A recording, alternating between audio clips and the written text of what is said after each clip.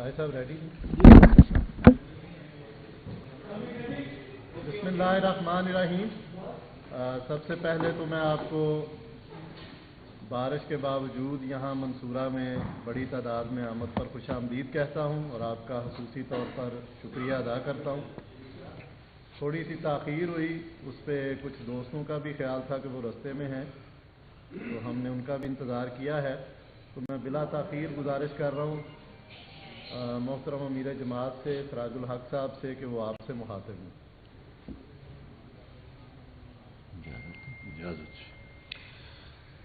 अल्हम्दुलिल्लाहि रब्बिल आलमीन वल आक़िबतु लिल मुत्तक़ीन वस्सलातु वस्सलामु अला रसूलिही मुहम्मदिन व आलिही व अस्हाबिही अजमाइन। मुअज़्ज़ज़ साफ़ी हज़रात, हमारी बदकिस्मती है, पूरी कौम की बदकिस्मती है कि इस वक्त हमारा मुल्क मुआशी लिहाज से भी, सियासी लिहाज से भी और अखलाकी लिहाज से भी दिवालिया हो गया है, डिफ़ॉल्ट हो गया है। और हमारे मुल्क का हर दिन अफसोस की बात है कि गुज़श्ता दिन से बदतर होता है। मुल्क में मरकज़ में 12 पार्टियों की हुकूमत है और इस एजेंडे और ऐलानात और वादों के साथ हुकूमत आई थी कि हम मईशत को ठीक करेंगे, डॉलर को पकड़ेंगे, रुपया को तरक्की देंगे, महंगाई को कम करेंगे, बैनुल-अक़वामी इदारों का एतमाद बहाल करेंगे और गरीब की ज़िंदगी में आसूदगी लाएंगे। लेकिन अप्रैल के बाद लम्हे मौजूद तक हर लम्हा गुज़श्ता लम्हे से बदतर होता है। और इसी तरह 2 सूबों में, खैबर पख्तूनख्वा में भी और पंजाब में, कश्मीर में, गिलगित बल्तिस्तान में पीटीआई की हुकूमत है, वहाँ भी यही सूरत हाल है। 10 सालों से खैबर पख्तूनख्वा में पीटीआई की हुकूमत है, 14 सालों से सिंध में पीपल्स पार्टी की हुकूमत है और मरकज़ी हुकूमत है। इन तमाम पार्टियों ने जमात इस्लामी के अलावा जो हुकूमत में नहीं है, बाकी सब सियासी जमातें हुकूमत में हैं और उनने इस पूरी कौम को यरगमाल बनाया है। खुद भी एक बंद गली में है और पूरी कौम को और मुल्क को भी एक बंद गली में धकेला है। कल भी ये पिंडी के गेट नंबर 4 की तरफ देख रहे थे और आज भी ये उन्हीं के इशारों के मुंतज़िर होते हैं। इन्होंने इस अरसे में मईशत का बेड़ा गर्क कर दिया और आज मरकज़ी हुकूमत हो या सूबाई हुकूमतें हो, उनके साथ मुलाजिमीन को तनख्वाह देने के लिए पैसा नहीं है। ज़र मुबादला 7 बिलियन डॉलर रह गया। अंदाज़ा कर ले, बांग्लादेश का 38 बिलियन डॉलर है। और जनाब डार साहब ने ऐलान किया था कि मैं डॉलर को काबू करूंगा और 200 पर लाऊंगा, तो आज के डेट में डॉलर की कीमत 227.17 पैसे हो गया है। और हमारी पाकिस्तानी करेंसी मुसलसल गिर रही है, रुपया की बेकदरी में रोज इजाफा होता है। तो हमारी रुपया की कदर में रोज इजाफा होता है और जाहिर है जब ये डीवैल्यू हो जाता है तो हर चीज की कीमत में इजाफा होता है। मुफादात की जंग है जिसमें पूरा मुल्क जल रहा है और कुछ मरात याफ्ता लोग हैं, उनके वारे नियारे हैं।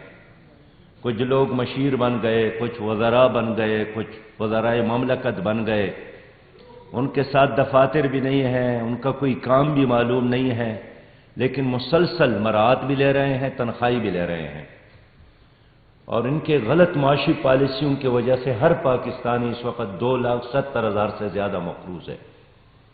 بے روزگاری میں اتنا اضافہ ہوا کہ کبھی اس کا تصور ہم نے نہیں کیا۔ 1971 میں ڈاکا فال کے بعد ہماری معیشت اتنی تباہ نہیں تھی جتنا بغیر جنگ کے اس وقت ہماری معیشت تباہ ہو گئی ہے۔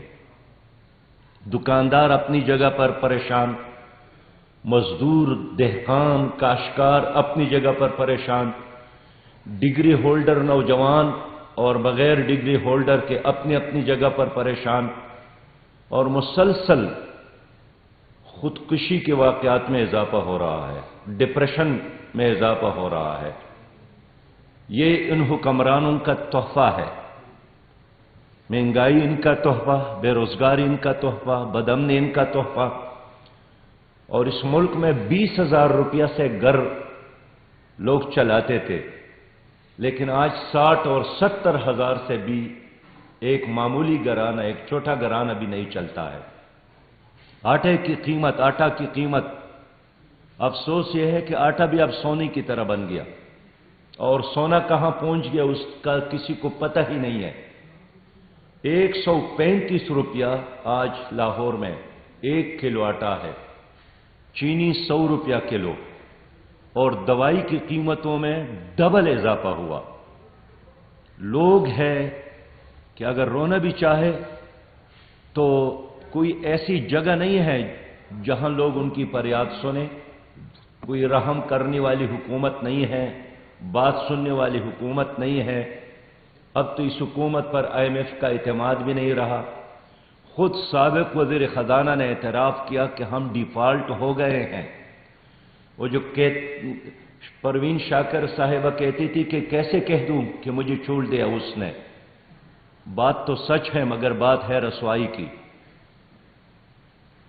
معزز صاحب حضرات، پہلے غریب آدمی کہتا تھا کہ اللہ کا شکر ہے کہ دال روٹی چلتا ہے، اب دال روٹی بھی بند ہو گیا، اور حکمرانوں کے چہرے پر مسکراہٹیں ہیں، قہقہیں ہیں، ان کے مرات میں، ان کے پروٹوکول میں، ان کے عیش اور عشرت میں کوئی کمی نہیں ہم دیکھ رہے ہیں۔ ان کے کانوائے جب گزرتے ہیں تو یوں لگتا ہے کہ جس طرح مغل بادشاہ جا رہا ہو۔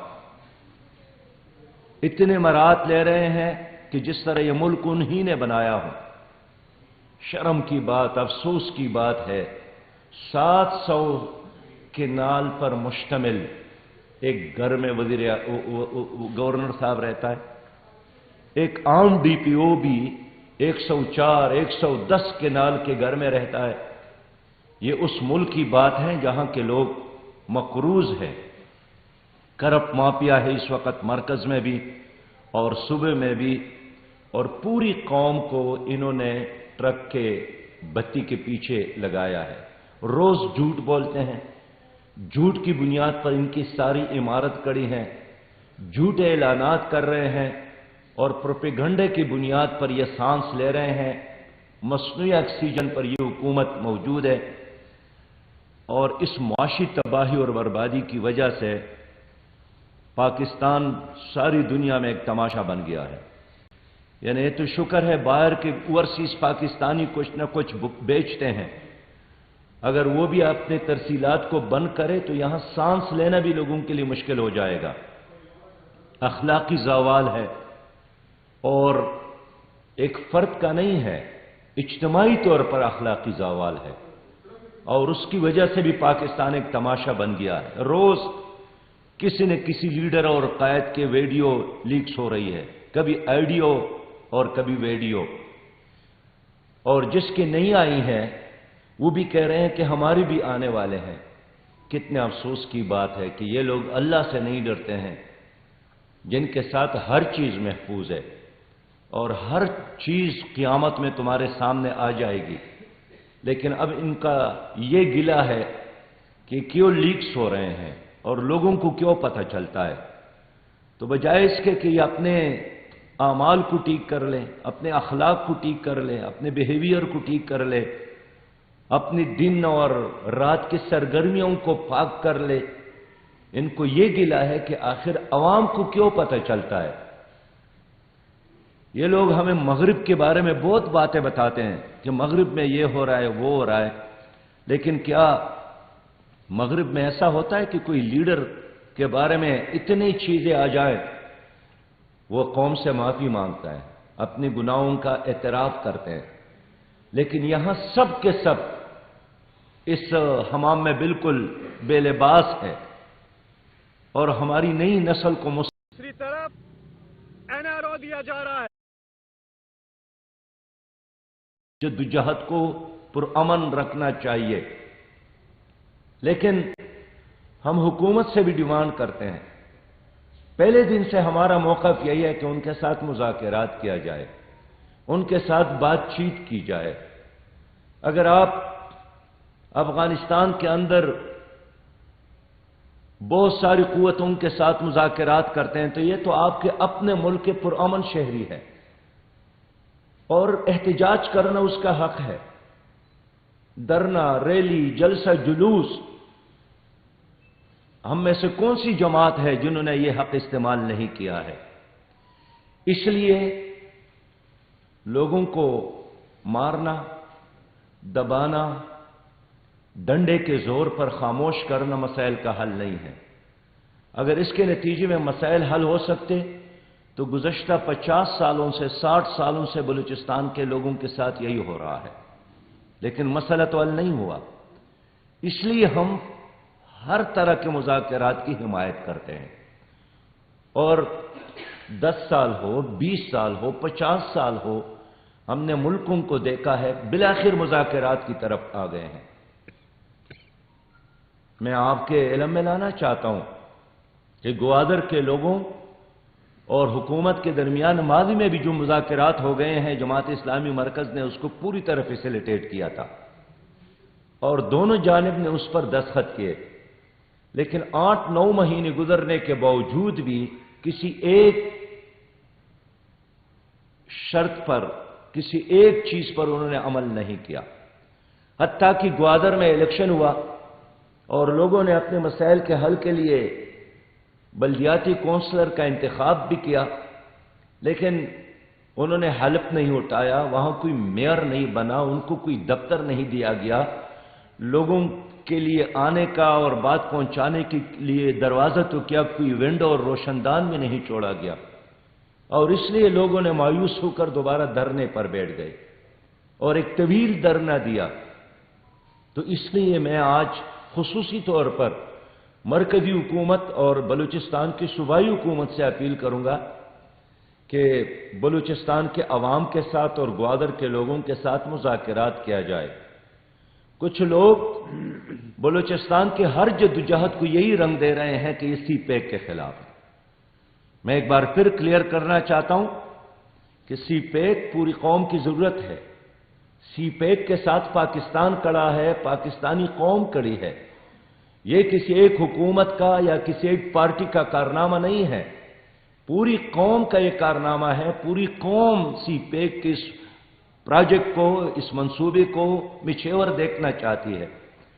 اس لیے سی پیک کے نتیجے میں ہمارا یہی خیال ہے، بتایا گیا کہ پاکستان ترقی کرے گا اور ترقی کے اس عمل کو ہم مل کر آگے بڑھانے کی خواہش مند ہیں، لیکن جو گوادر کا احتجاج ہے وہ سی پیک کے خلاف نہیں ہے، وہ پاک چین دوستی کے خلاف نہیں ہے۔ ممکن ہے کچھ لوگ اس کو یہ رنگ دینے کی کوشش کرتے ہیں، وہ غلط کرتے ہیں۔ یہ تو ایک طویل عرصے سے وہاں کے مچیروں کا مطالبہ ہے کہ جب وہاں سی پیک کا کوئی نام و نشان نہیں تھا تو بھی وہاں کے مچیری یہی مطالبہ کرتے ہیں کہ ہماری جاب کو تحفظ دیا جائے۔ وہاں کے لوگ آج سے 20 سال پہلے بھی یہی مطالبہ کرتے تھے کہ باہر سے بڑے بڑے ٹرالر آ کر ہمارے کاروبار میں خلل ڈالتے ہیں، ہمیں اپنے کاروبار سے محروم رکھتے ہیں، روزگار سے محروم رکھتے ہیں۔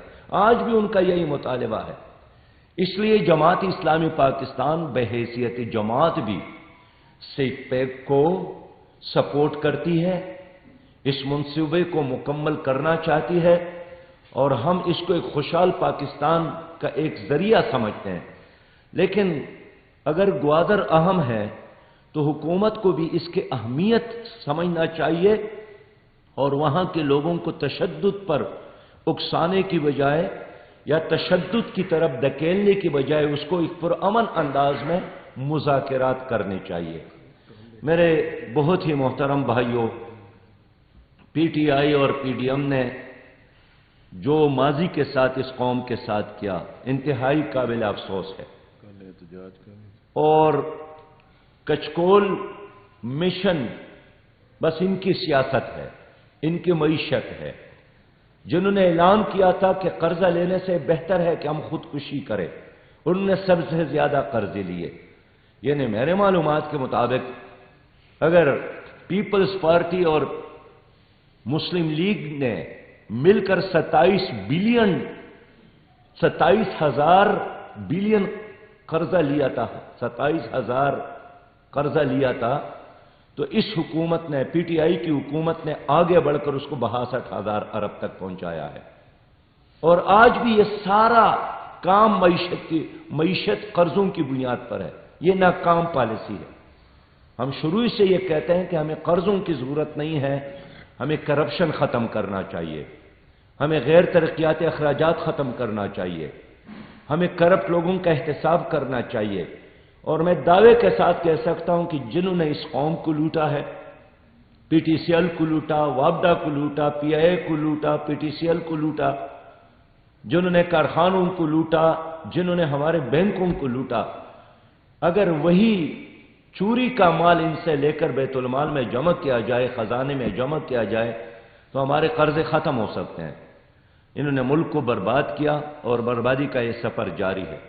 عوام سے ہم اپیل کرتے ہیں کہ اب وقت آیا ہے کہ جماعت اسلامی جو اس ملک کی ایک حقیقی سیاسی جماعت ہے، حقیقی جمہوری جماعت ہے، ایک حقیقی ترقی پسند جماعت ہے، ایک کرپشن فری جماعت ہے، جس کی کسی لیڈر، وزیر اور سینیٹر اور ایم این اے پر کرپشن کا کوئی دبا نہیں ہے۔ ہر مشکل وقت میں ہم نے قوم کا ساتھ دیا ہے۔ وہ سیلاب کی تباہ کاریاں ہوں تو جماعت اسلامی کڑی ہے، کرونا وائرس کا زمانہ ہو تو جماعت اسلامی میدان میں کھڑی ہے، زلزلوں میں آفت کا زمانہ ہو اور زلزلوں کی وجہ سے مصیبت زدہ لوگوں کی تعاون ہو تو جماعت اسلامی کھڑی ہے۔ آج بھی جماعت اسلامی ایک متبادل کے طور پر موجود ہے۔ جماعت اسلامی نے یہی طے کیا ہے کہ ہم بلوچستان کے لوگوں کے ساتھ کل انشاءاللہ تعالی جمعے کے دن یکجہتی بلوچستان دن منا رہے ہیں۔ کل بھی جمعے کے دن تھے، پشاور میں، پنڈی میں، لاہور میں، کوئٹہ میں، کراچی میں پروگرامات تھے، اور کل جمعے کا دن تھا۔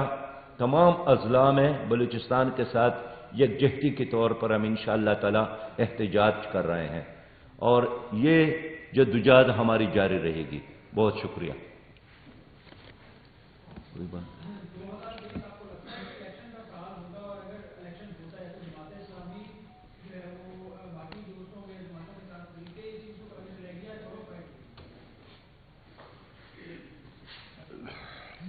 بھئی الیکشن کے علاوہ اور کوئی راستہ تو نہیں ہے، اور الیکشن کرانا ان کا تقاضا ہے، اور اس لیے جماعت اسلامی ہمیشہ الیکشن کو سپورٹ کرتی ہے۔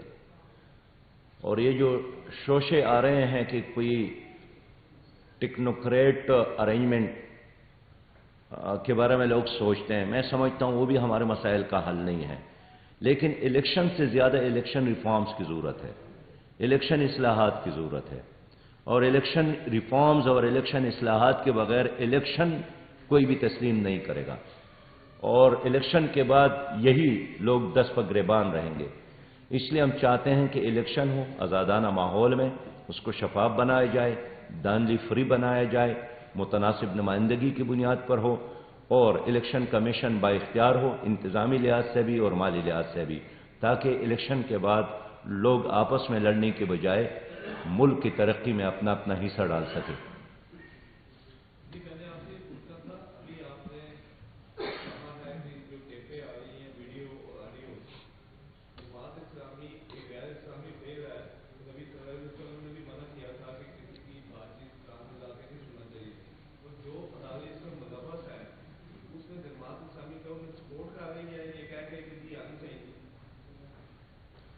آپ نے اگر نام بتایا کہ کوئی ملوث ہے اور پھر ہم بات کریں گے، لیکن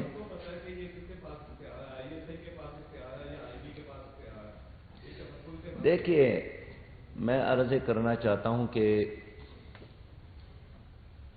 لیکس ہونا موجودہ ماحول میں جہاں سوشل میڈیا اور الیکٹرانک میڈیا اور دوسرے ذرائع ہیں، اگر آپ اس ونڈو کھڑکی کو بند کرتے ہیں یہ ایک راستہ ہے، لیکن اس سے بہتر راستہ یہی ہے کہ وہ کام ہی نہ کرے جس کے لیکس ہونے پہ آپ کو شرمندگی ہو۔ جی سلمان، بہت شکریہ جی۔ جزاک اللہ۔